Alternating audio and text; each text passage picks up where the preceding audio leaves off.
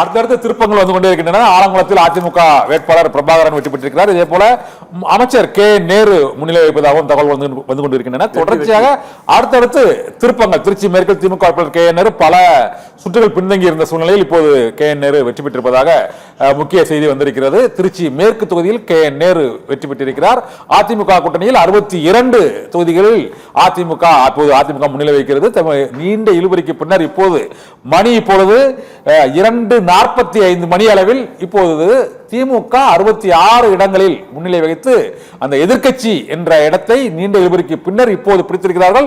இந்த நிலவரங்களும் மாறும். உடுமலைப்பேட்டையில் அதிமுக வேட்பாளர் 38 வாக்குகள் வித்தியாசத்தில் முன்னிலை வகிக்கிறார். பல இடங்களில் 100 வாக்குகள் 200 வாக்குகள், சிவகாசியில் 63 வாக்குகள் வித்தியாசத்தில் ராஜேந்திர பாலாஜி முன்னிலை. பல தொகுதிகளில் இத்தகைய நிலவரம் நீடித்துக் கொண்டே இருப்பதால் அடுத்தடுத்த திருப்பங்கள் இன்னும் விஜயால் அந்த 118 என்ற இலக்கை அந்த அறுதி பெரும்பான்மையை எட்டவில்லை.